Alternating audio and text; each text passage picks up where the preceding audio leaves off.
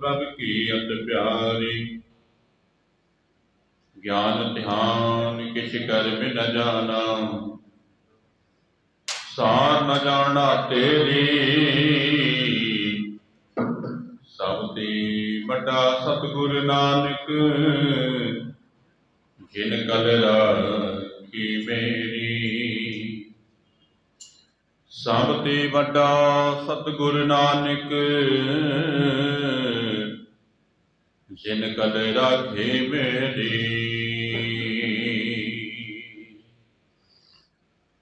वाहिगुरु जी का खालसा, वाहिगुरु जी की फतेह।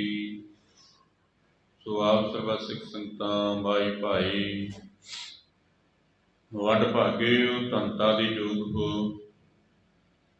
जो कि इस वक्त आप जुगो जुग अटल गद्दी की सुभाईमान जब तक दी मालिक हाजर नाजर सतगुरु धन श्री गुरु ग्रंथ साहिब जी महाराज की पवित्र गोद विच बैठ करके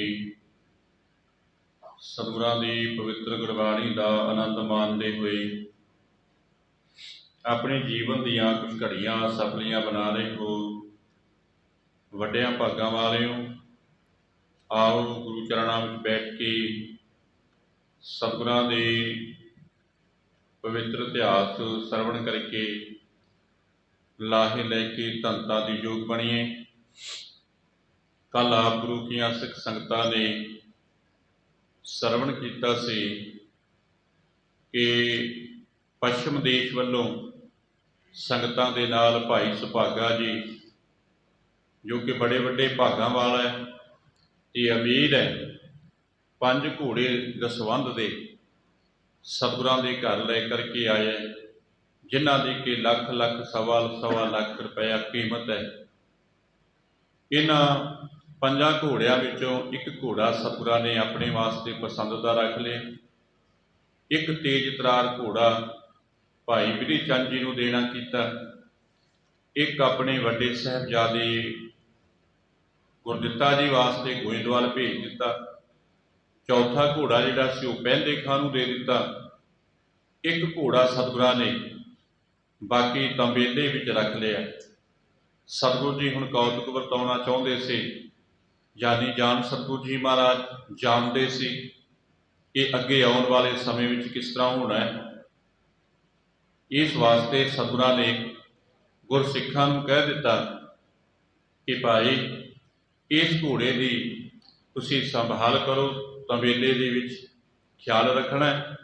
आउण वाले समय विच ये भी घोड़ा जिहड़ा है अगे गुरसिखां नूं दे दिता जाएगा। उस दिन की समाप्ति हुई, सतगुरु जी दीवाना की समाप्ति करके उठे, विश्राम किया। अगले सवेर फिर दीवान सजे कि सतगुरु जी महाराज गुरसिखां दे नाल बचन विलास करते हैं। आओ हुण इस तो अगे सतगुरां दे पवित्र इतिहास नूं सरवण करिए। सतनाम श्री वाहिगुरु साहिब जी। एक दौरान शेख रह गयो, खास तबेले में रख रहे हो। एक दिन बैठ दीवान मझारा, सुन सिख ता शुभ हजारा। कि एक घोड़ा जिहड़ा कि बाकी रह गया इन्हां 5 विचों, बड़ा सुंदर ते सोहना घोड़ा है, बड़ी सुंदर काठी इहदे उत्ते सजदी है, बड़े वड्डे बुल वाले। हुण सतगुरां ने इहनूं तंबेले विच रख दिया कि सतगुरां ने फिर दूसरे दिन दीवान सजा करके अते अपने सूरबीरां नूं संबोधित होकर के ये वचन करना कीते है। इतिहासकार ने ये लिखना किया है, सुबत सिख तै सुबत हजारा, कि हजारां की गिनती विच सूरबीर सतगुरां दे दीवान विच सजे बैठे है। दीवान सज रहे हैं, गुरु के प्यारे बैठ करके ये हंस मोती चुग रहे हैं, आनंद लै रहे हैं। ये सतगुरां ने इन्हां वल विशेष तौर पर देखना कीता है, क्योंकि विशेष तौर पर यह घोड़ा रखिया से, ये विशेष तौर पर सतगुरां ने हुण अपने गुरसिखां वल निगाह मारना कीती है।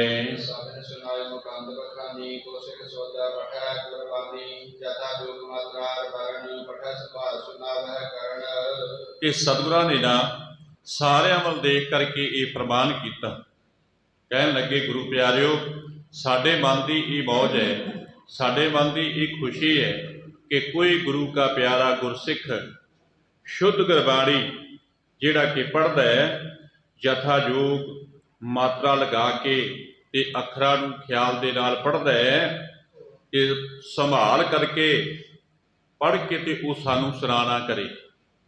ਕਿਉਂਕਿ ਗੁਰੂ ਪਿਆਰਿਓ, ਇਹ ਸਮੁੰਦਰ ਹੈ, ਇਹਨੂੰ ਰਿੜਕਣਾ ਬਹੁਤ ਔਖਾ ਹੈ, ਪਰ ਜਿੱਥੋਂ ਤੱਕ ਹੋ ਸਕੇ ਸਾਨੂੰ ਪੂਰੇ ਖਿਆਲ ਦੇ ਨਾਲ ਇਹ ਸਤਿਗੁਰਾਂ ਦੀ ਪਵਿੱਤਰ ਗੁਰਬਾਣੀ, ਧੁਰ ਕੀ ਬਾਣੀ ਆਈ ਤਿਨ ਸਗਲੀ ਚਿੰਤ ਮਿਟਾਈ, ਇਹ ਪਵਿੱਤਰ ਗੁਰਬਾਣੀ ਪੜ੍ਹਨੀ ਚਾਹੀਦੀ ਹੈ ਖਿਆਲ ਦੇ ਨਾਲ, ਜਿਤਨੇ ਵੀ ਹੋ ਸਕੇ ਸ਼ੁੱਧਤਾ ਬਣਾ ਕਰਕੇ, ਲਗਾ ਮਾਤਰ ਨੂੰ ਸਹੀ। ਹੁਣ ਆਪਾਂ ਦੇਖਦੇ ਹਾਂ ਕਈ ਵਾਰੀ ਹੁਣ ਦਇਆ ਸ਼ਬਦ ਆਉਂਦਾ ਨਾ, ਤੇ ਕਈ ਮੇਰੇ ਵੀਰ ਦਇਆ ਹੀ ਬੋਲ ਦਿੰਦੇ ਆ। ਦਇਆ ਤੇ ਦਇਆ ਦਾ ਬੜਾ ਸਾਰਾ ਫਰਕ ਹੈ। ਈੜੀ ਦਾ ਜਿਹੜਾ ਕੰਮ ਹੈ ਨਾ, ਉਹ ਬਿਲਕੁਲ ਛੁਡਾ ਦਿੰਦੇ ਹੈ ਜਾਂ ਵਿੱਚੋਂ ਕੱਟ ਹੀ ਦਿੰਦੇ ਹੈ। ਦੱਦਾ ਈੜੀ ਨੂੰ ਸਿਹਾਰੀ, ਐੜੇ ਨੂੰ ਕੰਨਾ, ਦਇਆ ਸਤਿਗੁਰਾਂ ਨੇ ਇਹ ਬਚਨ ਕੀਤਾ ਹੈ। ਪਰ ਦਇਆ ਅਸੀਂ ਕਹਿ ਦਿੰਦੇ ਹਾਂ। ਜਿੱਥੇ ਦਇਆਲ ਹੈ, ਦਇਆਲ ਈੜੀ ਲਾ ਕੇ, ਉੱਥੇ ਵੀ ਅਸੀਂ ਦਿਆਲ ਹੀ ਕਹਿ ਦਿੰਦੇ ਹਾਂ। ਕਈ ਵਾਰੀ ਬੱਬੇ ਦੀ ਥਾਂ ਤੇ ਵਵਾ ਹੀ ਬੋਲੀ ਜਾਂਦੇ ਆ। ਇਸ ਤਰ੍ਹਾਂ ਨਾ ਬੜਾ ਸਾਰਾ ਅਰਥ ਦੇ ਵਿੱਚ ਫਰਕ ਪੈ ਜਾਂਦਾ ਹੈ। ਇਸ ਵਾਸਤੇ ਸਾਨੂੰ ਪੂਰੇ ਖਿਆਲ ਦੇ ਨਾਲ ਗੁਰਬਾਣੀ ਜਿਹੜੀ ਹੈ ਧਿਆਨ ਦੇ ਨਾਲ ਪੜ੍ਹਨੀ ਚਾਹੀਦੀ ਹੈ, ਕੀ ਲਿਖਿਆ ਹੋਇਆ ਹੈ ਤੇ ਕਿੱਦਾਂ ਅਸੀਂ ਬੋਲਣਾ ਹੈ। ਸਤਿਗੁਰੂ ਜੀ ਮਹਾਰਾਜ ਕਹਿ ਰਹੇ, ਗੁਰੂ ਸਿੱਖੋ, ਜਿਹੜਾ ਗੁਰੂ ਕਾ ਪਿਆਰਾ ਯਥਾਯੋਗ ਮਾਤਰਾ ਲਗਾ ਤੇ ਅੱਖਰਾਂ ਨੂੰ ਸੰਭਾਲ ਕਰਕੇ ਪੜ੍ਹਦਾ ਹੈ, ਸੋਹਣੇ ਢੰਗ ਦੇ ਨਾਲ ਪੜ੍ਹਦਾ ਹੈ, ਸ਼ੁੱਧ ਬਾਣੀ ਪੜ੍ਹਦਾ ਹੈ, ਅਸੀਂ ਉਹਦੇ ਪਾਸੋਂ ਜਪਜੀ ਦਾ ਪਵਿੱਤਰ ਪਾਠ ਸਰਵਣ ਕਰਨਾ ਚਾਹੁੰਦੇ ਹਾਂ।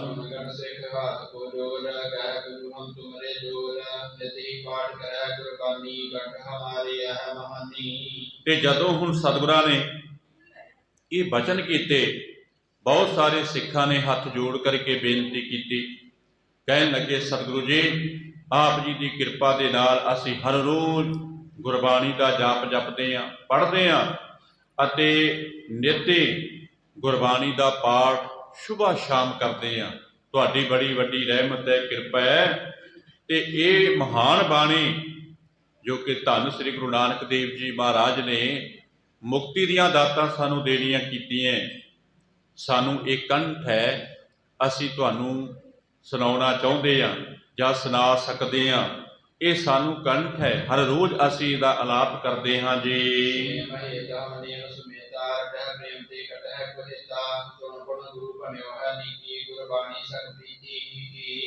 ਕਿ ਸਤਿਗੁਰੂ ਜੀ, ਜਿਹੜੇ ਮੁਕਤੀ ਵਾਸਤੇ ਅਸੀਂ ਨੇਮ ਦੇ ਨਾਲ ਪੜ੍ਹਦੇ ਹਾਂ, ਪ੍ਰੇਮ ਦੇ ਨਾਲ ਇਸ ਬਾਣੀ ਨੂੰ ਬੜਾ ਜ਼ਬਾਨੀ ਅਸੀਂ ਯਾਦ ਕਰਦੇ ਹਾਂ, ਜਿਹੜੀ ਕਿ ਮੁਕਤੀ ਦੇ ਪ੍ਰਤੀਬੰਧਕ ਸਮਾਨਾਂ ਨੂੰ ਕੱਟਦੀ ਹੈ। ਇਸ ਵਾਸਤੇ ਜਦੋਂ ਹੁਣ ਇੱਦਾਂ ਕਿਹਾ ਨਾ, ਧੰਨ ਸ੍ਰੀ ਗੁਰੂ ਹਰਗੋਬਿੰਦ ਜੀ ਮਹਾਰਾਜ ਮੇਰੀ ਪੀਰ ਦੇ ਬਾਲਕ ਸੱਚੇ ਪਾਤਸ਼ਾਹ ਕਹਿਣ ਲੱਗੇ, ਗੁਰੂ ਪਿਆਰਿਓ, ਬੜੀ ਚੰਗੀ ਗੱਲ ਹੈ, ਗੁਰਸਿੱਖਾਂ ਨੂੰ ਨਿਤਨੇਮ ਬਣਾ ਕਰਕੇ ਪਵਿੱਤਰ ਗੁਰਬਾਣੀ ਵੱਧ ਤੋਂ ਵੱਧ ਪੜ੍ਹਨੀ ਚਾਹੀਦੀ ਹੈ। ਇਹਦੇ ਵਿੱਚ ਹੀ ਬੜਾ ਵੱਡਾ ਫਲ ਪ੍ਰਾਪਤ ਹੁੰਦਾ ਹੈ। ਜਿਹੜੇ ਗੁਰੂ ਕੇ ਪਿਆਰੇ ਸੁਬਹ ਤੇ ਸ਼ਾਮ ਧਿਆਨ ਦੇ ਕਰਕੇ ਸ਼ੁੱਧਤਾਈ ਦੇ ਨਾਲ ਪਵਿੱਤਰ ਗੁਰਬਾਣੀ ਪੜ੍ਹਨਗੇ ਨਾ, ਧੰਨ ਸ੍ਰੀ ਗੁਰੂ ਹਰਗੋਬਿੰਦ ਜੀ ਮਹਾਰਾਜ ਕਹਿੰਦੇ, ਉਹਨਾਂ ਦੇ ਸਾਰੇ ਸੰਸਾਰਕ ਬੰਧਨ ਕੱਟੇ ਜਾਣਗੇ, ਉਹ ਜਨਮ ਮਰਨ ਦੇ ਗੇੜ ਤੋਂ ਬਚ ਜਾਣਗੇ।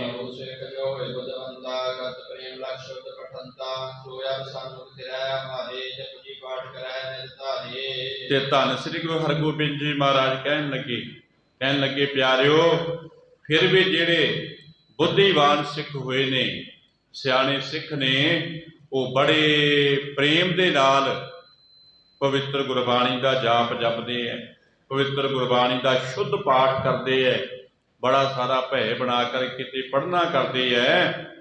ਉਹ ਸਿੱਖ ਇੱਕ ਹੁਣ ਸਾਡੇ ਸਾਹਮਣੇ ਖੜਾ ਹੋ ਜਾਵੇ, ਇੱਕੋ ਹੀ ਸਿੱਖ ਜਿਹੜਾ ਕਿ ਬੜਾ ਬੁੱਧੀਵਾਨ ਹੈ, ਸਾਡੇ ਸਾਹਮਣੇ ਖੜਾ ਹੋ ਜਾਏ ਤੇ ਇੱਕ ਮਨ ਚਿੱਤ ਹੋ ਕਰਕੇ ਜਪਜੀ ਦਾ ਪਾਠ ਸਾਨੂੰ ਸਰਵਣ ਕਰਵਾਏ।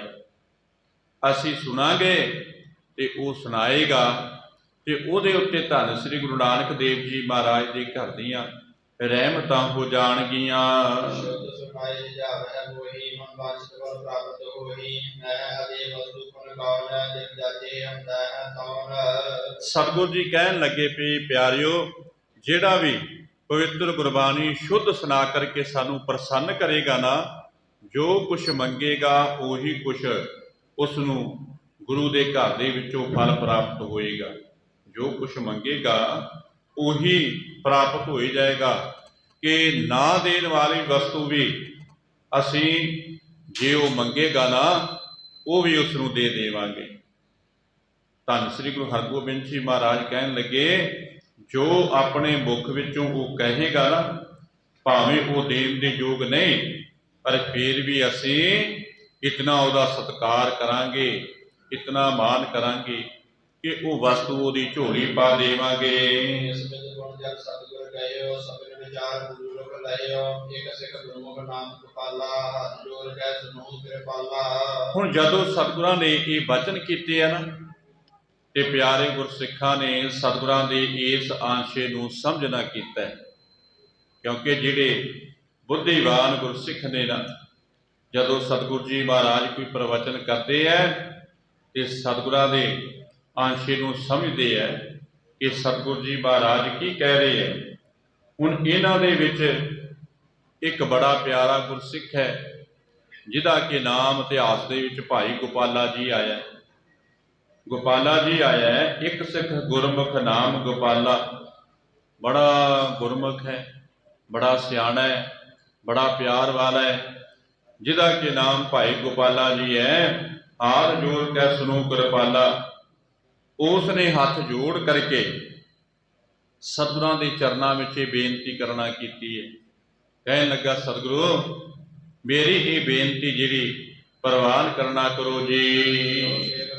ਆਇਸ ਕਰੀਐ ਆਪਣੀ ਕਿਰਪਾ ਬਲ ਮੂੰਹ ਪਰ ਧਰੀਐ ਕਰੋ ਸੁਨਾਵਨ ਮੈਂ ਤੇਰੇ ਹੋਏ ਸ਼ੁੱਧ ਪਾਠ ਜਿਨ ਜਪ ਕੋ ਜੋਏ। ਕਹਿਣ ਲੱਗਾ, ਸਤਿਗੁਰੂ ਆਪਣੇ ਸੇਵਕ ਦੇ ਉੱਤੇ ਮਿਹਰ ਭਰਿਆ ਹੱਥ ਰੱਖੋ ਤੇ ਆਗਿਆ ਦੇਣਾ ਕਰੋ, ਕਿਉਂਕਿ ਕਿਰਪਾ ਤੁਹਾਡੀ ਹੋਣੀ ਚਾਹੀਦੀ ਹੈ, ਰਹਿਮਤ ਤੁਹਾਡੀ ਹੋਣੀ ਚਾਹੀਦੀ ਹੈ।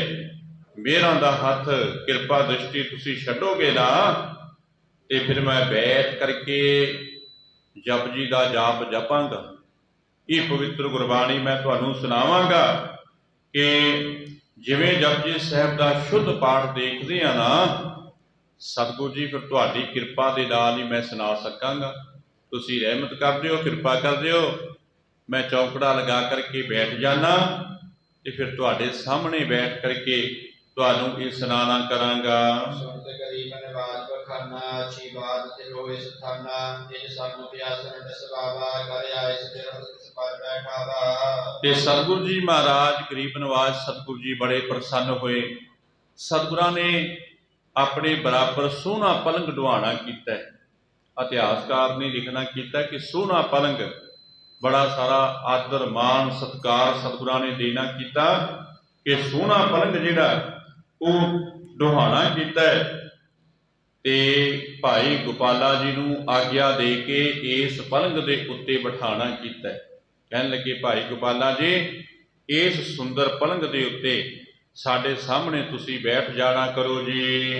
ਸੁਨਾਵਣ ਸ਼ੁੱਧ ਜਪ ਮੋਹੀ ਜਾਜੈ ਕਹਿ ਜੋ ਦੇਵੋ ਸੋਹੀ ਬੈਠਿਓ ਸਨਮੁਖ ਲਗਿਓ ਚਾਰਨ ਸਿਮਰਿਓ ਸ਼੍ਰੀ ਨਾਨਕ ਸੁਖ ਕਾਰਨ। ਤੇ ਸਤਿਗੁਰੂ ਜੀ ਕਹਿਣ ਲੱਗੇ, ਸਾਨੂੰ ਹੁਣ ਤੁਸੀਂ ਸ਼ੁੱਧ ਪਾਠ ਸੁਣਾਣਾ ਕਰੋ। ਜੋ ਕੁਛ ਤੁਸੀਂ ਮੰਗੋਗੇ ਭਾਈ ਗੋਪਾਲਾ ਜੀ, ਉਹੀ ਕੁਛ ਧੰਨ ਸ੍ਰੀ ਗੁਰੂ ਨਾਨਕ ਦੇਵ ਜੀ ਮਹਾਰਾਜ ਦੇ ਘਰ ਦੇ ਵਿੱਚੋਂ ਤੁਹਾਨੂੰ ਮਿਲ ਜਾਏਗਾ। ਹੁਣ ਭਾਈ ਗੋਪਾਲਾ ਜੀ ਚੌਂਕੜਾ ਲਗਾ ਕਰਕੇ ਸਤਿਗੁਰਾਂ ਦੇ ਸਾਹਮਣੇ ਬੈਠ ਗਏ ਹੈ। ਬੜਾ ਸਾਰਾ ਪਿਆਰ ਹਿਰਦੇ ਵਿੱਚ, ਬੜਾ ਸਤਿਕਾਰ ਹੈ। ਭੈ ਬਣਾ ਕਰਕੇ ਫਿਰ ਸਾਹਮਣੇ ਬੈਠ ਕਰਕੇ ਤੇ ਜਪਜੀ ਸਾਹਿਬ ਦਾ ਪਾਠ ਸਰਵਣ ਕਰਵਾਉਣ ਲੱਗੇ ਹੈ। ਭਾਈ ਗੋਪਾਲਾ ਜੀ ਨੇ ਸ਼ੁਰੂ ਕਰਨਾ ਕੀਤਾ ਹੈ। ਜਦੋਂ ਹੁਣ ਧੰਨ ਸ੍ਰੀ ਗੁਰੂ ਨਾਨਕ ਦੇਵ ਜੀ ਮਹਾਰਾਜ ਸੁਖਾਂ ਦੇ ਜਾਤੇ ਨੂੰ ਯਾਦ ਕਰਨਾ ਕੀਤਾ ਹੈ। ਸਤਿਨਾਮ ਕੋ ਬਹੁ ਉਚਾਰਾ ਸ਼੍ਰੀ ਹਰਿਗੋਬਿੰਦ ਸੁਣ ਕਰ ਜੋਰਾ ਨਮਸਕਾਰ ਕੀਨੀ ਸਿੱਖ ਹੋਰ। ਕਿ ਸਭ ਤੋਂ ਪਹਿਲੋਂ ਇੱਕ ਓੰਕਾਰ ਦੀ ਸ਼ੁਰੂਆਤ ਕਰਕੇ ਤੇ ਫਿਰ ਸਤਨਾਮ ਉਚਾਰਨ ਕੀਤਾ। ਇੱਕ ਓੰਕਾਰ ਸਤਨਾਮ ਕਰਤਾ ਪੁਰਖ ਨਿਰਭਉ ਨਿਰਵੈਰ ਅਕਾਲ ਮੂਰਤ ਅਜੂਨੀ ਸੈਭੰ ਗੁਰ ਪ੍ਰਸਾਦ। ਉਸ ਅਕਾਲ ਪੁਰਖ ਵਾਹਿਗੁਰੂ ਸੱਚੇ ਪਾਤਸ਼ਾਹ ਵੱਲ ਧੰਨ ਸ੍ਰੀ ਗੁਰੂ ਨਾਨਕ ਦੇਵ ਜੀ ਮਹਾਰਾਜ ਨੇ ਇਸ਼ਾਰਾ ਕਰਨਾ ਕੀਤਾ।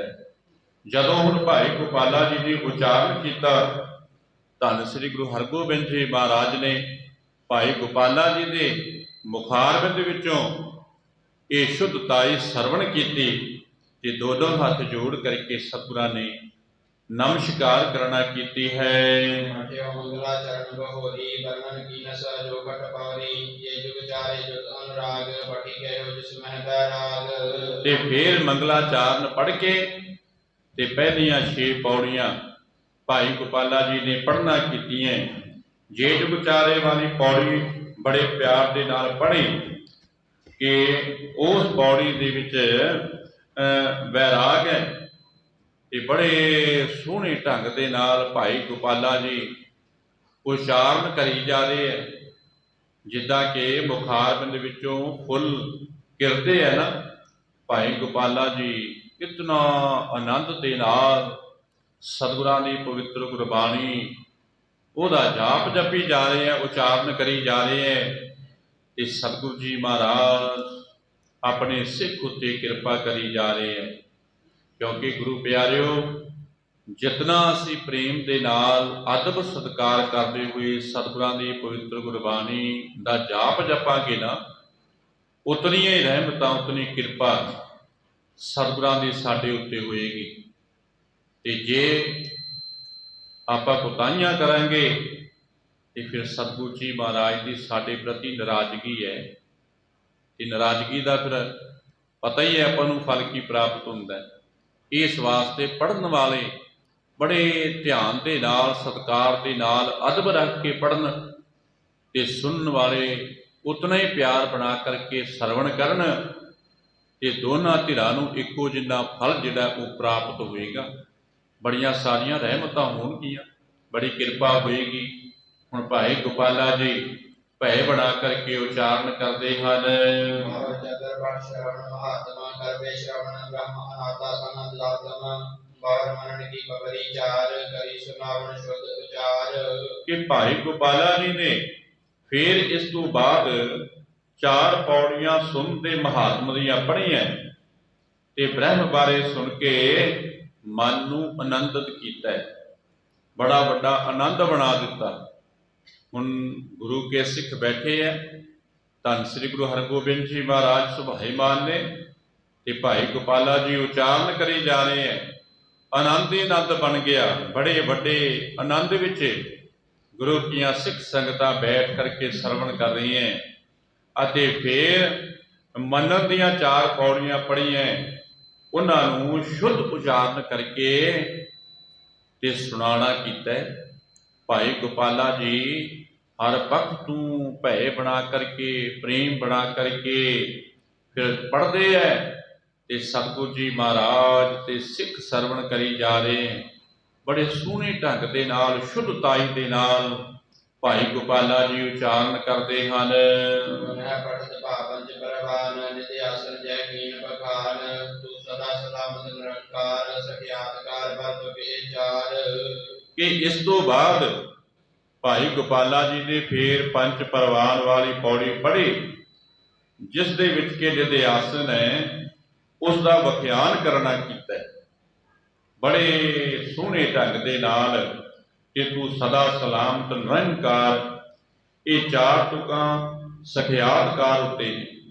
ਇੱਦਾਂ ਫਿਰ ਭਾਈ ਗੋਪਾਲਾ ਜੀ ਬੜੇ ਪ੍ਰੇਮ ਦੇ ਨਾਲ ਇਹਨਾਂ ਤੁਕਾਂ ਨੂੰ ਉਚਾਰਨ ਕਰਦੇ ਹਨ।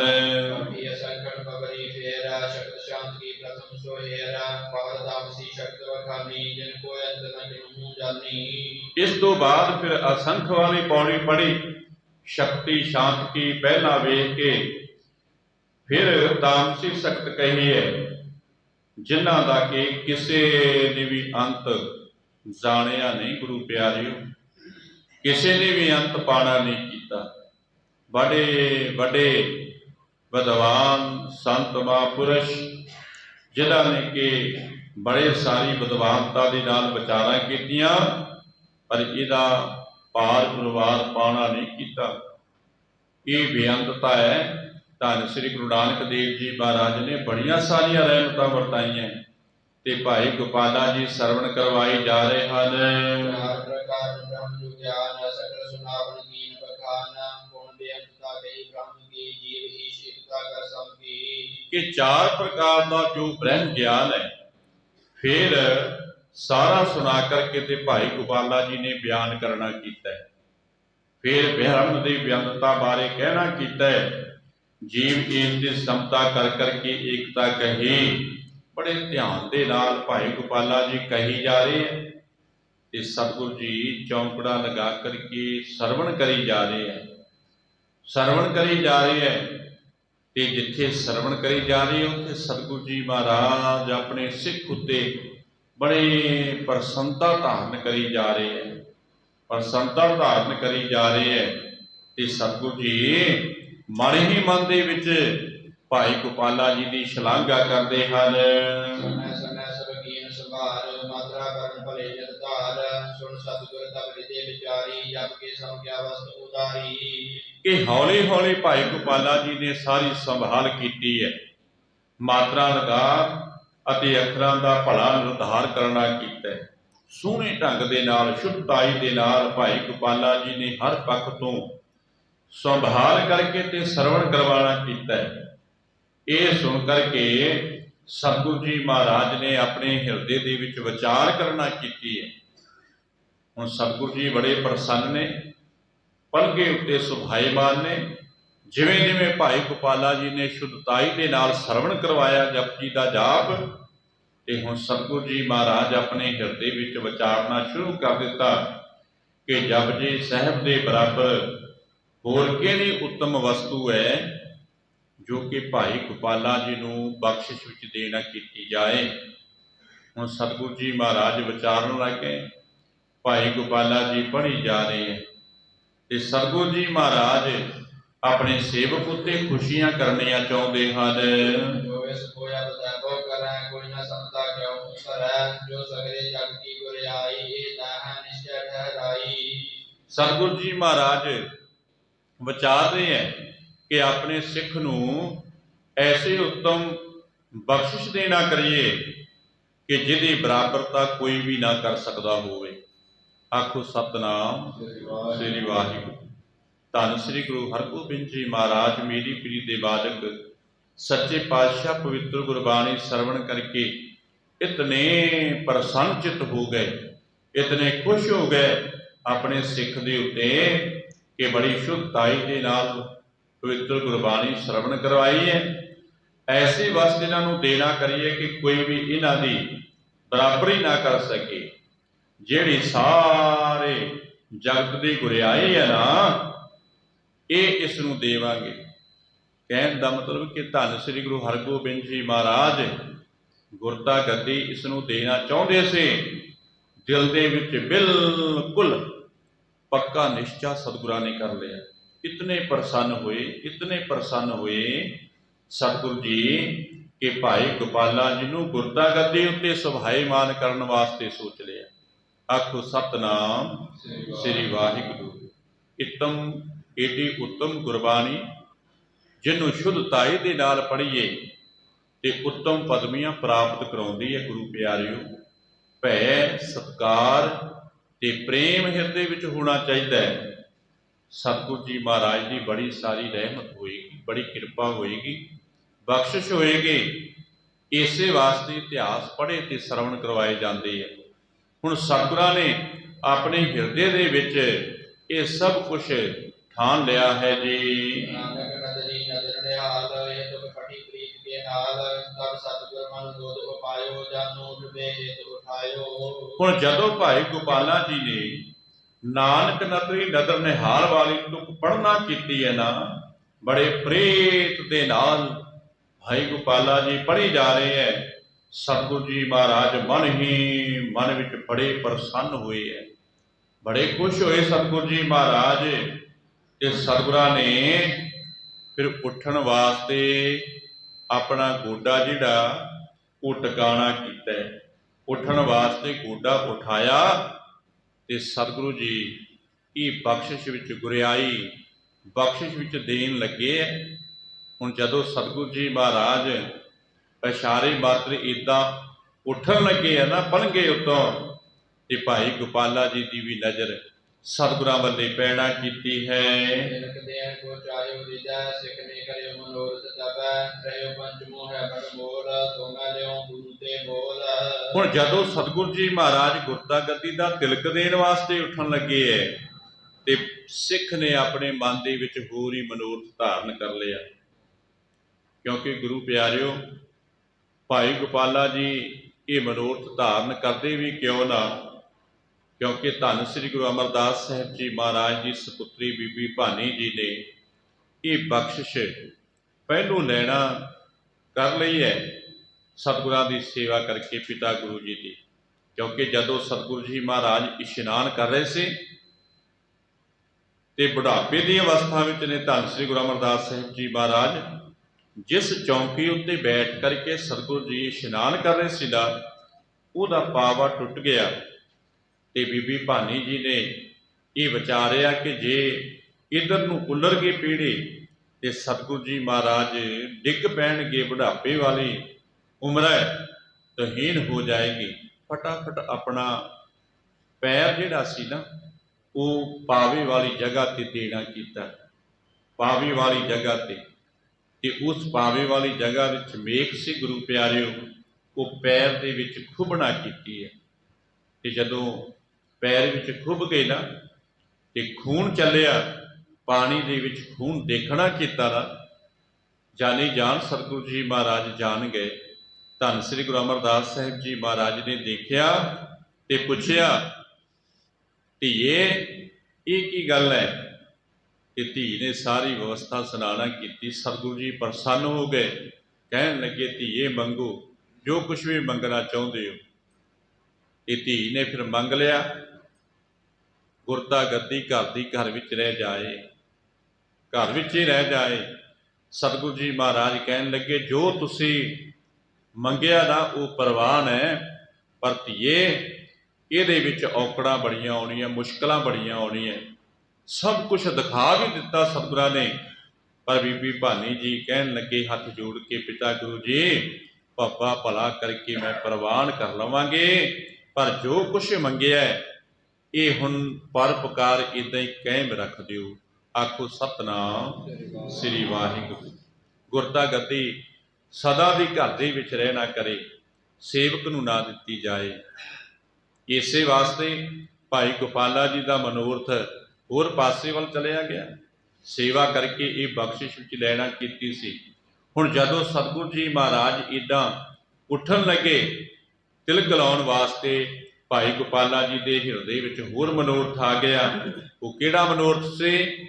ਮਨ ਵਿੱਚ ਵਿਚਾਰਦੇ ਭਾਈ ਗੋਪਾਲਾ ਜੀ ਕਿ ਜੇ ਸਤਿਗੁਰੂ ਜੀ ਮਹਾਰਾਜ ਟੁੱਠੇ ਨੇ ਤੇ ਪੰਜਵੇਂ ਘੋੜੇ ਨੂੰ ਮੈਨੂੰ ਦੇ ਦੇਣ, ਜਿਹਦੇ ਉੱਤੇ ਕਿ ਬੜੀ ਸੁੰਦਰ ਕਾਠੀ ਪਈ ਹੋਈ ਹੈ, ਤੇ ਮੈਂ ਸਤਿਗੁਰਾਂ ਦੇ ਚਰਨਾਂ ਵਿੱਚ ਬੇਨਤੀ ਕਰਕੇ ਉਹ ਘੋੜਾ ਲੈ ਲਵਾਂਗਾ।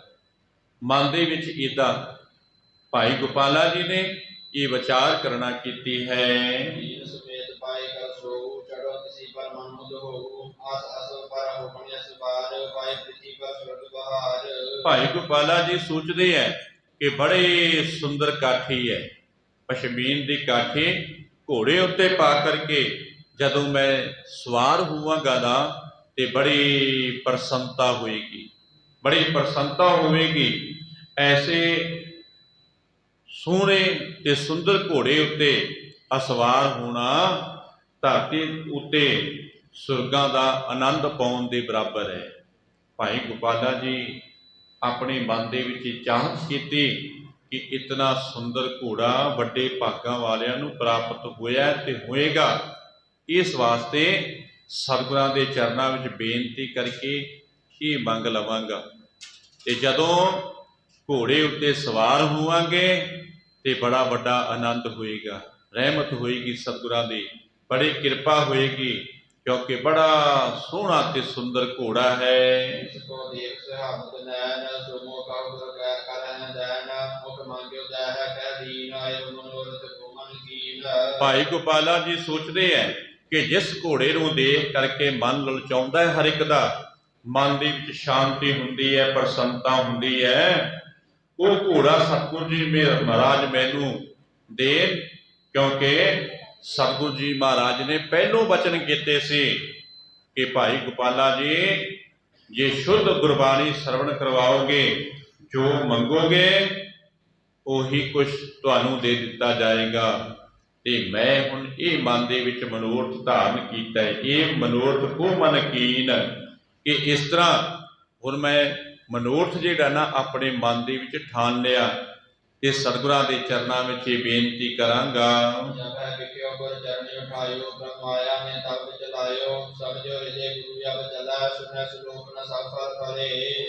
ਤੇ ਜਦੋਂ ਹੁਣ ਸਤਿਗੁਰੂ ਜੀ ਮਹਾਰਾਜ ਉੱਠਣ ਲੱਗੇ ਨਾ ਤਿਲਕ ਲਾਉਣ ਵਾਸਤੇ, ਦੂਸਰੇ ਪਾਸੇ ਹੁਣ ਗੁਰਸਿੱਖ ਨੇ ਆਪਣੇ ਮਨ ਦੇ ਵਿੱਚ ਇਹ ਘੋੜੇ ਵਾਲੀ ਗੱਲ ਠਾਣ ਲਈ ਸੀ।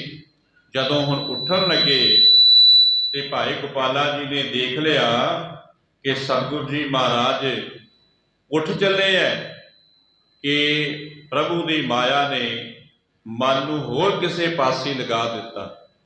ਕਿਉਂਕਿ ਪਰਮੇਸ਼ਰ ਦੇ ਘਰ ਦੀ ਮਾਇਆ ਦਾ ਕੋਈ ਪਤਾ ਨਹੀਂ ਗੁਰੂ ਪਿਆਰਿਓ।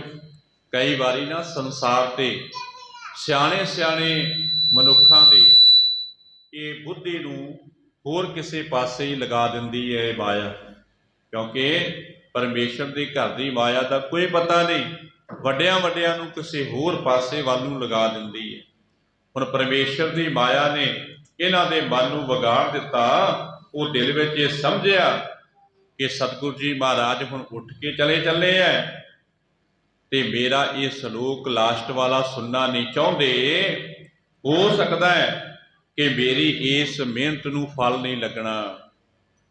ਭਾਈ ਗੋਪਾਲਾ ਜੀ ਦੇ ਮਨ ਦੇ ਵਿੱਚ ਇਹ ਗੱਲ ਆ ਗਈ ਕਿ ਸਤਿਗੁਰੂ ਜੀ ਮਹਾਰਾਜ ਉੱਠ ਚੱਲੇ ਹੈ, ਤੇ ਜਿਹੜਾ ਰਹਿ ਗਿਆ ਸਲੋਕ ਉਹ ਸਤਿਗੁਰਾਂ ਨੇ ਸਰਵਣ ਨਹੀਂ ਕਰਨਾ। ਜਾਪਦਾ ਹੈ ਕਿ ਜੋ ਮੈਂ ਮਿਹਨਤ ਦੇ ਨਾਲ ਸਰਵਣ ਕਰਵਾਇਆ ਨਾ, ਕੋਈ ਮੈਨੂੰ ਫਲ ਨਹੀਂ ਮਿਲੇਗਾ। ਤੇ ਫਿਰ ਜੇ ਮੈਂ ਕਵਾਂਗਾ ਵੀ ਤੇ ਸਤਿਗੁਰੂ ਜੀ ਮਹਾਰਾਜ ਘੋੜਾ ਵੀ ਨਹੀਂ ਦੇਣਗੇ।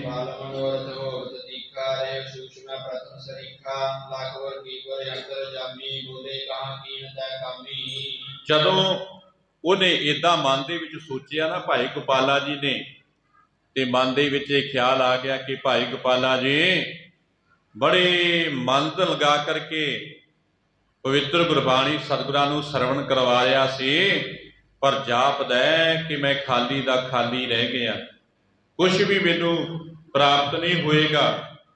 ਹੁਣ ਜਦੋਂ ਭਾਈ ਗੋਪਾਲਾ ਜੀ ਇੱਦਾਂ ਮਨ ਦੇ ਵਿੱਚ ਗੱਲਾਂ ਵਿਚਾਰੀ ਜਾਂਦੇ ਹੈ, ਘਟ ਘਟ ਕੇ ਅੰਤਰ ਕੀ ਜਾਣਤ ਭਲੇ ਬੁਰੇ ਕੀ ਪੀਰ ਪਛਾਨਤ ਜਾਨੀ ਜਾਣ ਸਤਿਗੁਰੂ ਜੀ ਮਹਾਰਾਜ ਜਾਣ ਪੈ।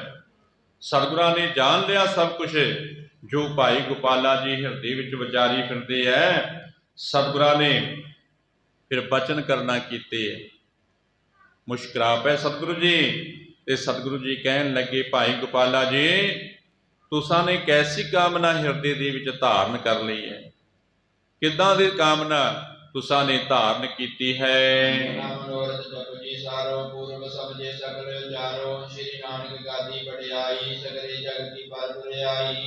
ਕਿ ਤੁਸਾਂ ਨੇ ਸਵਾਰਥ ਰਹਿਤ ਹੋ ਕਰਕੇ ਸਾਰਾ ਜਪਜੀ ਸਾਹਿਬ ਦਾ ਪਾਠ ਸ਼ੁੱਧ ਸਰਵਣ ਕਰਵਾਣਾ ਕੀਤਾ ਹੈ।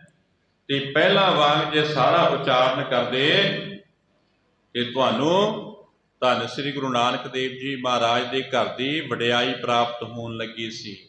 ਕਹਿਣ ਦਾ ਭਾਵ ਕਿ ਅਸੀਂ ਤਾਂ ਤੁਹਾਨੂੰ ਗੁਰਤਾ ਗੱਦੀ ਦਾ ਤਿਲਕ ਲਗਾਉਣ ਲੱਗੇ ਸੀ, ਜਿਹੜੀ ਕਿ ਸਾਰੇ ਸੰਸਾਰ ਦੇ ਵਿੱਚ ਸ੍ਰੇਸ਼ਟ ਗੁਰਿਆਈ ਹੈ। ਤੇ ਸਾਰਾ ਸੰਸਾਰ ਤਿੰਨਾਂ ਲੋਕਾਂ ਨੂੰ, ਇਹ ਤਿੰਨਾਂ ਲੋਕਾਂ ਦੇ ਜਿਤਨੇ ਵੀ ਰਹਿਣ ਵਾਲੇ ਹੈ, ਸਭ ਇਸ ਪਵਿੱਤਰ ਗੁਰਬਾਣੀ ਨੂੰ, ਇਸ ਗੁਰਤਾ ਗੱਦੀ ਨੂੰ ਨਮਸਕਾਰ ਕਰਦੇ ਹਨ।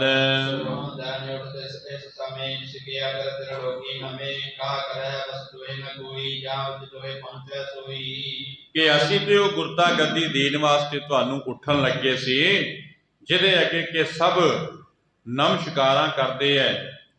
ਹੁਣ ਕੀ ਕਰੀਏ, ਤੁਹਾਡੇ ਵੱਸ ਵਿੱਚ ਵੀ ਨਹੀਂ ਭਾਈ ਗੋਪਾਲਾ ਜੀ।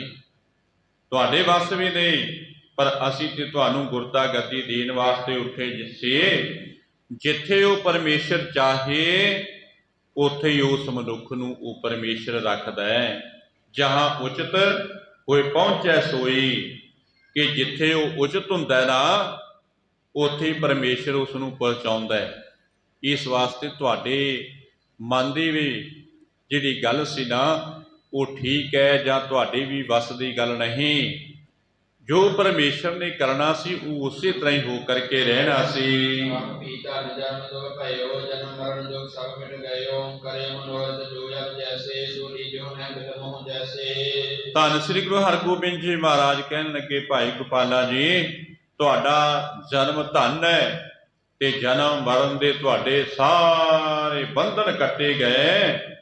ਹੁਣ ਤੂੰ ਜੋ ਵੀ ਮਨੋਰਥ ਧਾਰਨ ਕੀਤਾ ਉਹ ਪ੍ਰਾਪਤ ਕਰੋ, ਇਹਦੇ ਵਿੱਚ ਕੋਈ ਵੀ ਦੇਰ ਨਹੀਂ। ਹੁਣ ਭਾਈ ਗੋਪਾਲਾ ਜੀ ਤੇ ਸੋਚਦਾ ਸੀ ਕਿ ਸਤਿਗੁਰੂ ਜੀ ਮਹਾਰਾਜ ਖਰੇ ਘੋੜਾ ਵੀ ਨਾ ਦੇਣਗੇ, ਉੱਠ ਚੱਲੇ ਐ।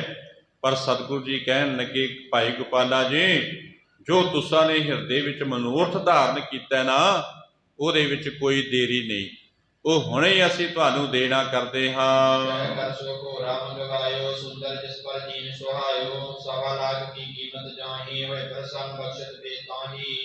ਏਦਾਂ ਕਹਿ ਕਰਕੇ ਸਤਿਗੁਰਾਂ ਨੇ ਫਿਰ ਤੰਬੇਲੇ ਵਿੱਚੋਂ ਗੁਰਸਿੱਖਾਂ ਨੂੰ ਕਹਿ ਕਰਕੇ ਉਹ ਘੋੜਾ ਮੰਗਵਾਉਣਾ ਕੀਤਾ। ਪੰਜਵਾਂ ਘੋੜਾ ਮੰਗਵਾਇਆ, ਜਿਹਦੇ ਉੱਤੇ ਕਿ ਬੜੇ ਸੁੰਦਰ ਕਾਠੀ ਸਜ ਰਹੀ ਸੀ। ਕਵੀ ਜਨ ਨੇ ਇਹ ਬਿਆਨ ਕੀਤਾ, 1.25 ਲੱਖ ਕੀ ਕੀਮਤ ਜਾਹੀਂ, ਜਿਸ ਕਾਠੀ ਦੀ 1.25 ਲੱਖ ਰੁਪਇਆ ਕੀਮਤ ਹੈ। ਸੋਨੇ ਚਾਂਦੀ ਹੀਰੇ ਜਵਾਹਰਾਤਾਂ ਦੇ ਨਾਲ ਉਹ ਜੜੀ ਹੋਈ ਹੈ। ਹੋਏ ਪ੍ਰਸੰਨ ਬਖਸ਼ਤ ਭੇਟ ਤਾਹੀਂ, ਕਿ ਸਤਿਗੁਰੂ ਜੀ ਮਹਾਰਾਜ ਇਹ ਘੋੜਾ ਬਖਸ਼ ਕਰਕੇ ਆਪਣੇ ਸਿੱਖ ਨੂੰ ਤੇ ਬੜੇ ਪ੍ਰਸੰਨ ਹੋਏ ਹੈ, ਬੜੇ ਖੁਸ਼ ਹੋਏ ਹੈ ਕਿ ਭਾਈ ਗੋਪਾਲਾ ਜੀ ਤੁਸਾਂ ਨੇ ਧੰਨ ਸ੍ਰੀ ਗੁਰੂ ਨਾਨਕ ਦੇਵ ਜੀ ਮਹਾਰਾਜ ਦੀ ਪਵਿੱਤਰ ਗੁਰਬਾਣੀ ਬੜੇ ਭੈ ਵਿੱਚ ਰਹਿ ਕਰਕੇ ਸ਼ੁੱਧਤਾਈ ਦੇ ਨਾਲ ਸੁਨਾਣਾ ਕੀਤੀ ਹੈ।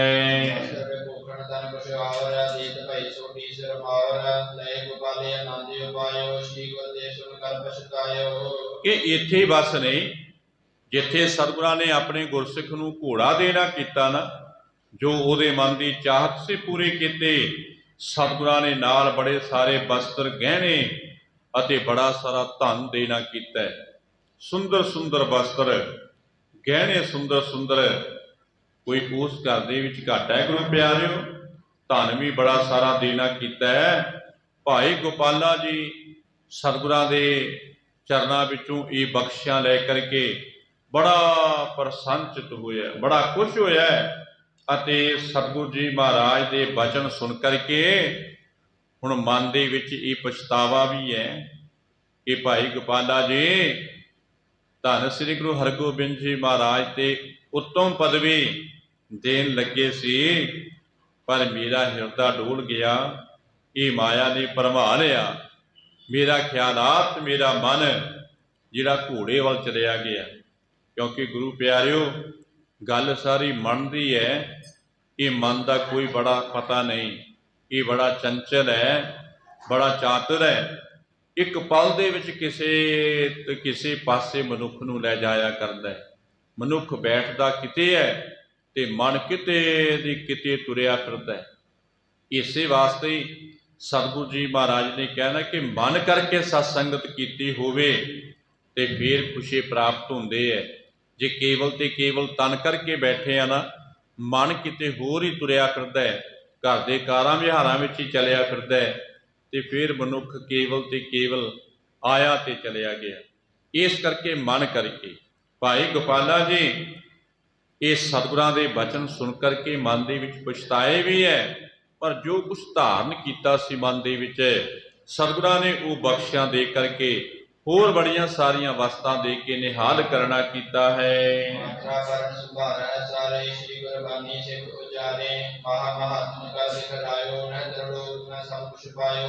ਤੇ ਸਤਿਗੁਰੂ ਜੀ ਮਹਾਰਾਜ ਨੇ ਇਹ ਬਚਨ ਕੀਤੇ ਹੈ। ਕਹਿਣ ਲੱਗੇ ਗੁਰੂ ਪਿਆਰਿਓ, ਜਿਸ ਤਰ੍ਹਾਂ ਭਾਈ ਗੋਪਾਲਾ ਜੀ ਨੇ ਲਗਾ ਮਾਤਰਾ ਤੇ ਅੱਖਰਾਂ ਨੂੰ ਚੰਗੀ ਤਰ੍ਹਾਂ ਸੰਭਾਲ ਕੇ ਸਤਿਗੁਰਾਂ ਦੀ ਪਵਿੱਤਰ ਗੁਰਬਾਣੀ ਉਚਾਰਨ ਕੀਤੀ ਹੈ ਨਾ, ਜਿਹੜੇ ਵੀ ਸਿੱਖ ਇਸੇ ਤਰ੍ਹਾਂ ਭੈ ਬਣਾ ਕਰਕੇ ਸਤਿਗੁਰਾਂ ਦੀ ਪਵਿੱਤਰ ਗੁਰਬਾਣੀ ਦਾ ਉਚਾਰਨ ਕਰਨਗੇ, ਉਹਨਾਂ ਉੱਤੇ ਬੜੇ ਵੱਡੇ ਰਹਿਮਤ ਹੋਏਗੀ, ਬੜਾ ਵੱਡਾ ਉਹਨਾਂ ਨੂੰ ਫਲ ਪ੍ਰਾਪਤ ਹੋਏਗਾ ਕਿ ਤਿੰਨਾਂ ਲੋਕਾਂ ਦੇ ਵਿੱਚ ਉਹਨਾਂ ਦੀ ਸ਼ੋਭਾ ਹੋ ਜਾਏਗੀ। ਕੋਈ ਵੀ ਉਹਨਾਂ ਦੀ ਬਰਾਬਰਤਾ ਨਹੀਂ ਕਰ ਸਕੇਗਾ ਤਿੰਨਾਂ ਲੋਕਾਂ ਵਿੱਚ। ਧੰਨ ਸ੍ਰੀ ਗੁਰੂ ਹਰਗੋਬਿੰਦ ਜੀ ਮਹਾਰਾਜ ਨੇ ਇਤਨੇ ਪ੍ਰਵਚਨ ਛੱਡਣਾ ਕੀਤੇ ਹੈ, ਜਿਹੜੇ ਗੁਰੂ ਕੇ ਪਿਆਰੇ ਮਨ ਚਿੱਤ ਲਗਾ ਕਰਕੇ ਸ਼ੁੱਧ ਬਾਣੀ ਉਚਾਰਨ ਕਰਨਗੇ। ਸਤਿਗੁਰੂ ਜੀ ਮਹਾਰਾਜ ਕਹਿ ਰਹੇ ਕਿ ਤਿੰਨਾਂ ਲੋਕਾਂ ਦੇ ਵਿੱਚ ਕੋਈ ਵੀ ਉਹਨਾਂ ਦੀ ਬਰਾਬਰਤਾ ਨਹੀਂ ਕਰ ਸਕੇਗਾ, ਬੜਾ ਵੱਡਾ ਫਲ ਉਹਨਾਂ ਨੂੰ ਪ੍ਰਾਪਤ ਹੋ ਜਾਏਗਾ।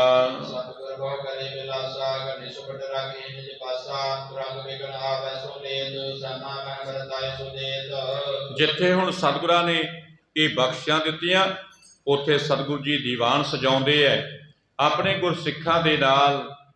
ਪਿੱਛੇ ਲੰਘੇ ਹੋਏ ਸਮੇਂ ਦੀਆਂ ਜੋ ਬਚਨ ਬਿਲਾਸ ਕਰਕੇ ਸਤਿਗੁਰੂ ਜੀ ਮਹਾਰਾਜ ਬੜੇ ਆਨੰਦਿਤ ਹੁੰਦੇ ਐ, ਪ੍ਰਸੰਨ ਹੁੰਦੇ ਐ। ਭਾਈ ਵਿਧੀ ਚੰਦ ਜੀ ਲਾਗੇ ਬੈਠੇ ਐ ਅਤੇ ਹੋਰ ਗੁਰੂ ਕੇ ਪਿਆਰੇ ਬੈਠੇ ਐ।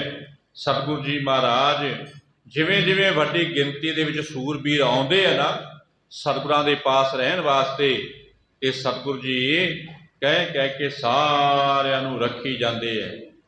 ਅਤੇ ਜੇ ਕੋਈ ਸ਼ਸਤਰ ਵੇਚਣ ਵਾਸਤੇ ਆਉਂਦਾ ਹੈ, ਕਵੀ ਜਨ ਨੇ ਲਿਖਿਆ ਹੈ ਤੁਰੰਗ ਬਿਕਨ ਆਵੇ ਸੋ ਲੇਤ, ਕਹਿਣ ਦਾ ਮਤਲਬ ਕਿ ਜੇ ਕੋਈ ਬੰਦੂਕਾਂ ਵੇਚਣ ਵਾਲਾ ਆਉਂਦਾ ਨਾ, ਸਤਿਗੁਰੂ ਜੀ ਮਹਾਰਾਜ ਉਹਨੂੰ ਮੂੰਹੋਂ ਮੰਗਿਆ ਧਨ ਦੇ ਕਰਕੇ ਇਹ ਬੰਦੂਕਾਂ ਜਿਹੜੀਆਂ ਉਹ ਖਰੀਦੀ ਜਾਂਦੇ ਐ। ਸੈਨਾ ਮਹਿ ਵਰਤਾਏ ਸੋ ਦੇਤ, ਇਹ ਖਰੀਦ ਲੈਂਦੇ ਐ ਤੇ ਆਪਣੇ ਸੈਨਿਕਾਂ ਨੂੰ, ਗੱਭਰੂਆਂ ਮੁੰਡਿਆਂ ਨੂੰ ਦੇਈ ਜਾਂਦੇ ਐ ਤੇ ਇਹਨਾਂ ਦੇ ਅਭਿਆਸ ਕਰਾਉਂਦੇ ਐ। ਬਈ ਸੋਹਣੇ ਢੰਗ ਦੇ ਨਾਲ ਅਭਿਆਸ ਕਰਨਾ ਕਰੋ ਅਤੇ ਨਾਲੇ ਆਪੋ ਆਪਣੇ ਸ਼ਸਤਰਾਂ ਦੀ ਪਰਖ ਕਰ ਲਵੋ, ਲੋੜ ਪੈਣ ਤੇ ਕਿਤੇ ਰਣ ਖੇਤਰ ਵਿੱਚ ਇਹ ਧੋਖਾ ਨਾ ਦੇ ਜਾਏ।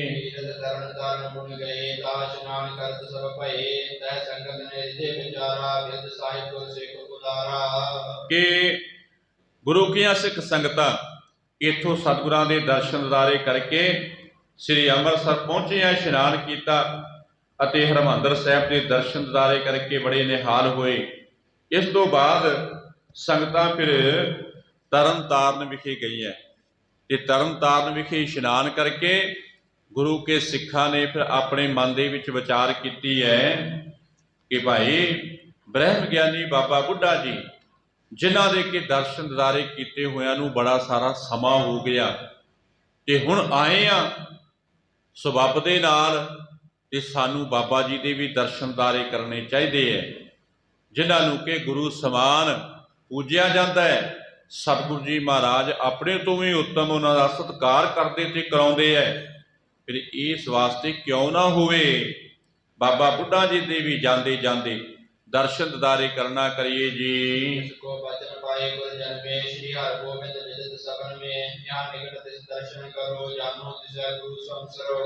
ਇਹ ਆਪਸ ਦੇ ਵਿੱਚ ਵਿਚਾਰਾਂ ਕਰਦੇ ਹੈ ਕਿ ਬਈ ਸਤਿਗੁਰਾਂ ਨੇ ਜਿਨ੍ਹਾਂ ਦੇ ਬਚਨਾਂ ਦੇ ਨਾਲ ਅਵਤਾਰ ਧਾਰਨ ਕੀਤਾ ਸੀ, ਤੇ ਧੰਨ ਸ੍ਰੀ ਗੁਰੂ ਹਰਗੋਬਿੰਦ ਜੀ ਮਹਾਰਾਜ ਉਹਨਾਂ ਦੇ ਬਚਨਾਂ ਦੇ ਨਾਲ ਇਹ ਸੰਸਾਰ ਤੇ ਆਏ ਤੇ ਹੁਣ ਸਾਰੇ ਜਹਾਨ ਵਿੱਚ ਉਹਨਾਂ ਦੀ ਸ਼ੋਭਾ ਪ੍ਰਗਟ ਹੈ।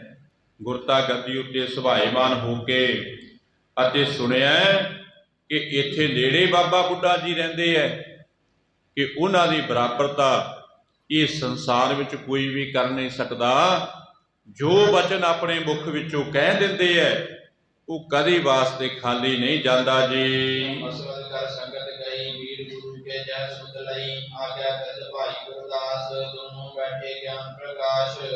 ਇਹ ਇਦਾਂ ਵਿਚਾਰ ਕਰਕੇ ਸਲਾਹ ਕਰਕੇ ਸਾਰੀਆਂ ਗੁਰਸਿੱਖ ਸੰਗਤਾਂ ਤਰਨ ਤਾਰਨ ਤੋਂ ਫਿਰ ਬਾਬਾ ਜੀ ਦੀ ਬੀੜ ਵੱਲ ਨੂੰ ਚੱਲੇ ਐ।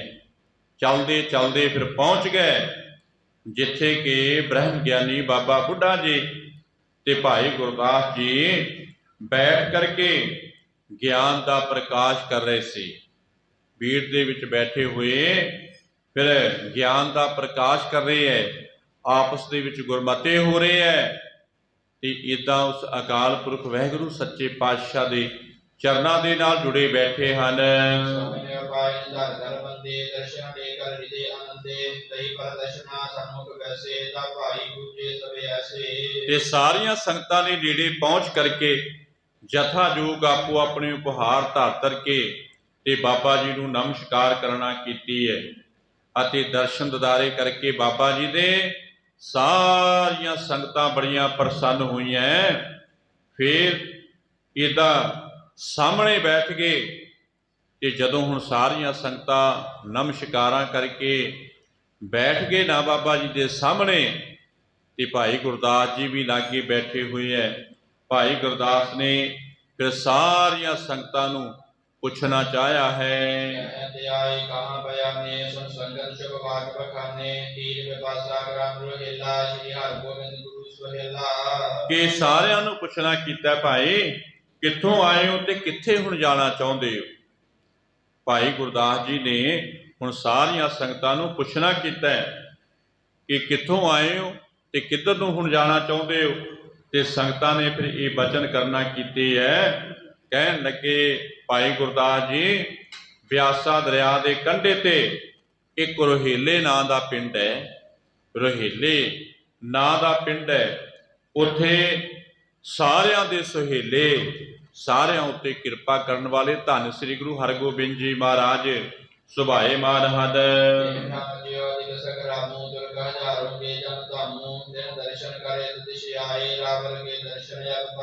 ਕਿ ਉੱਥੇ ਬਹੁਤ ਵੱਡਾ ਜੰਗ ਹੋਇਆ ਹੈ। ਸਤਿਗੁਰਾਂ ਨੇ ਬੜੀ ਵੱਡੀ ਗਿਣਤੀ ਦੇ ਵਿੱਚ ਤੁਰਕਾਂ ਨੂੰ ਮਾਰਨਾ ਕੀਤਾ ਹੈ ਤੇ ਅਸੀਂ ਧੰਨ ਸ੍ਰੀ ਗੁਰੂ ਹਰਗੋਬਿੰਦ ਜੀ ਮਹਾਰਾਜ ਦੇ ਦਰਸ਼ਨ ਦਿਦਾਰੇ ਕਰਕੇ ਆਏ ਆ। ਤੇ ਫਿਰ ਮਨ ਦੇ ਵਿੱਚ ਚਾਹਤ ਹੋਏ ਬਾਬਾ ਜੀ ਦੇ ਦਰਸ਼ਨ ਦਿਦਾਰੇ ਕਰਨ ਦੇ, ਤੇ ਹੁਣ ਇੱਥੇ ਆ ਕੇ ਤੁਹਾਡੇ ਦਰਸ਼ਨ ਦਿਦਾਰੇ ਕਰਨਾ ਕੀਤੇ ਹੈ। ਸਾਰੀਆਂ ਸੰਗਤਾਂ ਨੇ ਦਰਸ਼ਨ ਦਿਦਾਰੇ ਕਰਕੇ ਤੇ ਸਭ ਕੁਝ ਦੱਸਣਾ ਕੀਤਾ ਹੈ। ਤੇ ਜਦੋਂ ਹੁਣ ਸਾਰੀਆਂ ਸੰਗਤਾਂ ਨੇ ਇਹ ਕੁਝ ਦੱਸਿਆ, ਬ੍ਰਹਮ ਗਿਆਨੀ ਬਾਬਾ ਬੁੱਢਾ ਜੀ ਤੇ ਭਾਈ ਗੁਰਦਾਸ ਜੀ ਬੜੇ ਪ੍ਰਸੰਨਚਿਤ ਹੁੰਦੇ ਹੈ, ਬੜੇ ਖੁਸ਼ ਹੋਏ। ਸਾਰੀਆਂ ਸੰਗਤਾਂ ਦਾ ਬੜਾ ਸਾਰਾ ਆਦਰ ਸਤਿਕਾਰ ਕਰਨਾ ਕੀਤਾ, ਲੰਗਰ ਪ੍ਰਸ਼ਾਦਾ ਛਕਾਣਾ ਕੀਤਾ। ਸੋ ਅੱਜ ਇੱਥੇ ਸਮਾਪਤੀ ਹੈ। ਕੱਲ ਨੂੰ ਫੇਰ ਸਤਿਗੁਰੂ ਜੀ ਮਹਾਰਾਜ ਕਿਰਪਾ ਕਰਨਗੇ। ਇਸ ਤੋਂ ਅੱਗੇ ਜਿਵੇਂ ਵੀ ਬ੍ਰਹਮ ਗਿਆਨੀ ਬਾਬਾ ਬੁੱਢਾ ਜੀ ਤੇ ਭਾਈ ਗੁਰਦਾਸ ਜੀ ਇਹ ਸੰਗਤਾਂ ਪਾਸੋਂ ਸੁਣ ਕਰਕੇ ਆਪਣੇ ਮਨ ਦੇ ਵਿੱਚ ਇਹ ਵਿਚਾਰ ਕਰਨਗੇ ਕਿ ਬਈ ਕਾਫੀ ਸਮਾਂ ਹੋ ਗਿਆ ਸਤਿਗੁਰਾਂ ਨੂੰ ਉਸ ਪਾਸੇ ਵੱਲ ਗਿਆ ਨੂੰ, ਕਿ ਸਾਨੂੰ ਵੀ ਜਾ ਕਰਕੇ ਇੱਕ ਤਾਂ ਸਤਿਗੁਰਾਂ ਦੇ ਦਰਸ਼ਨ ਦਿਦਾਰੇ ਕਰਨੇ ਚਾਹੀਦੇ ਹੈ ਤੇ ਨਾਲ ਹੀ ਸਾਰੇ ਹਾਲਾਤਾਂ ਤੋਂ ਸਾਨੂੰ ਜਾਣੂ ਹੋਣਾ ਚਾਹੀਦਾ ਹੈ। ਜੇ ਸਤਿਗੁਰੂ ਜੀ ਮਹਾਰਾਜ ਕਿਰਪਾ ਕਰਨਗੇ ਤੇ ਕੱਲ੍ਹ ਆਪ ਗੁਰੂ ਕੀਆਂ ਸਿੱਖ ਸੰਗਤਾਂ ਨੂੰ ਇਸ ਤੋਂ ਅੱਗੇ ਪਵਿੱਤਰ ਇਤਿਹਾਸ ਸਰਵਣ ਕਰਵਾਏ ਜਾਣਗੇ। ਬੇਨਤੀ ਕਰਾਂਗੇ ਜਿਤਨਾ ਵੀ ਹੋ ਸਕੇ ਮਨ ਬਿਰਤੇ ਇਕਾਗਰ ਕਰਕੇ ਗੁਰੂ ਚਰਨਾਂ ਵਿੱਚ ਪਹੁੰਚ ਕਰਕੇ ਸਤਿਗੁਰਾਂ ਦੀ ਪਵਿੱਤਰ ਗੁਰਬਾਣੀ, ਪਵਿੱਤਰ ਇਤਿਹਾਸ ਸੁਣ ਕਰਕੇ ਮਨ ਕਰਕੇ ਹਿਰਦੇ ਵਿੱਚ ਵਸਾ ਕੇ ਲਾਹੇ ਲੈ ਕੇ ਧੰਨਤਾ ਦੇ ਯੋਗ ਬਣੀਏ। ਸਤਿਗੁਰੂ ਜੀ ਸਮਰੱਥ ਨੇ, ਸਾਡੇ ਸਿਰ ਤੇ ਮਿਹਰ ਭਰਿਆ ਹੱਥ ਰੱਖਣਗੇ, ਸਾਡਾ ਵੀ ਜੀਵਨ ਸਵਰ ਜਾਏਗਾ ਤੇ ਅਸੀਂ ਵੀ ਧੰਨਤਾ ਦੇ ਯੋਗ ਬਣ ਜਾਵਾਂਗੇ। ਕਥਾ ਕਰਦਿਆਂ ਤੋਂ ਬੇਅੰਤ ਭੁੱਲਾਂ ਹੋਈਆਂ ਹੋਣਗੀਆਂ। ਜਿੱਥੇ ਧੰਨ ਸ੍ਰੀ ਗੁਰੂ ਗ੍ਰੰਥ ਸਾਹਿਬ ਜੀ ਮਹਾਰਾਜ ਬਖਸ਼ਿੰਦ ਪਿਤਾ ਹੈ, ਉੱਥੇ ਆਪ ਰੱਬ ਵਰਗੀਆਂ ਗੁਰੂ ਕੀਆਂ ਸਿੱਖ ਸੰਗਤਾਂ ਜੁੜ ਬੈਠੇ ਹੋ। ਕਿਰਪਾ ਕਰਿਓ ਆਪਣੇ ਦਾਸਾਂ ਦੇ ਸਿਰ ਤੇ ਮਿਹਰ ਭਰਿਆ ਹੱਥ ਰੱਖਿਓ, ਤਾਂ ਕਿ ਤੁਸ਼ ਬੁੱਧੀ ਅਨੁਸਾਰ ਆਪ ਜੀ ਦੇ ਚਰਨਾਂ ਦੀ ਇਤਿਹਾਸਾਂ ਰਾਹੀਂ ਸੇਵਾ ਕਰਕੇ ਧੰਨਤਾ ਦੇ ਯੋਗ ਬਣ ਸਕੀਏ। ਸੋ ਨਾਲ ਹੀ ਆਪ ਸਾਰੀਆਂ ਗੁਰੂ ਕੀਆਂ ਸਿੱਖ ਸੰਗਤਾਂ ਨੂੰ ਬੇਨਤੀ ਹੈ ਕਿ ਅੱਜ ਜੋ ਅੱਸੂ ਦਾ ਮਹੀਨਾ ਹੈ ਉਹ ਸਤਿਗੁਰਾਂ ਦੀ ਕਿਰਪਾ ਦੇ ਨਾਲ ਸੰਪੂਰਨ ਹੋ ਜਾਣਾ ਹੈ। ਕੱਲ੍ਹ ਦਿਨ ਐਤਵਾਰ ਕੱਤਕ ਦੀ ਸੰਗਰਾਂਦ ਹੈ। ਸਤਿਗੁਰਾਂ ਦੀ ਪਵਿੱਤਰ ਗੁਰਬਾਣੀ ਦੇ ਸ੍ਰੀ ਅਖੰਡ ਪਾਠ ਪ੍ਰਕਾਸ਼ ਨੇ, ਭੋਗ ਪੈਣੇ ਹੈ ਅਤੇ ਸਾਰੀਆਂ ਸੰਗਤਾਂ ਨੂੰ 12 ਮਾਹ ਦੇ ਪਾਠ ਸਰਵਣ ਕਰਵਾ ਕੇ ਫਿਰ ਆਪਾਂ ਨੇ ਅਰਦਾਸਾਂ ਬੇਨਤੀਆਂ ਕਰਨੀਆਂ ਆਉਣ ਵਾਲੇ ਸਮੇਂ ਦੀ ਸੁੱਖ ਮੰਗਣ ਵਾਸਤੇ। ਸੋ ਸਾਰੀਆਂ ਸੰਗਤਾਂ ਨੂੰ ਬੇਨਤੀ ਕਰਾਂਗੇ ਕਿ ਅੰਮ੍ਰਿਤ ਵੇਲੇ ਦੇ ਸਮੇਂ ਨੂੰ ਸੰਭਾਲ ਕਰਕੇ ਗੁਰੂ ਚਰਨਾਂ ਵਿੱਚ ਪਹੁੰਚ ਕੇ ਹਾਜ਼ਰੀਆਂ ਲਵਾ ਕੇ ਧੰਨਤਾ ਦੇ ਯੋਗ ਬਣਨਾ ਹੈ। ਸੋ ਸਾਰੀਆਂ ਸੰਗਤਾਂ ਸਰਵਣ ਕਰ ਲਓ ਕਿ ਅੱਜ ਅੱਸੂ ਦਾ ਮਹੀਨਾ ਸਤਿਗੁਰਾਂ ਦੀ ਕਿਰਪਾ ਦੇ ਨਾਲ ਸੰਪੂਰਨ ਹੋ ਜਾਣਾ ਹੈ। ਕੱਲ੍ਹ ਦਿਨ ਐਤਵਾਰ ਕੱਤਕ ਦੀ ਸੰਗਰਾਂਦ ਹੈ। ਸਾਰੀਆਂ ਸੰਗਤਾਂ ਨੇ ਹਾਜ਼ਰੀ ਲਵਾ ਕੇ ਧੰਨਤਾ ਦੇ ਯੋਗ ਬਣਨਾ ਹੈ। ਇੰਨੀਆਂ ਬੇਨਤੀਆਂ ਪ੍ਰਵਾਨ ਕਰਨੀਆਂ ਜੀ। ਬੁਲਾਓ ਫਤਿਹ। ਵਾਹਿਗੁਰੂ ਜੀ ਕਾ ਖਾਲਸਾ, ਵਾਹਿਗੁਰੂ ਜੀ ਕੀ ਫਤਿਹ।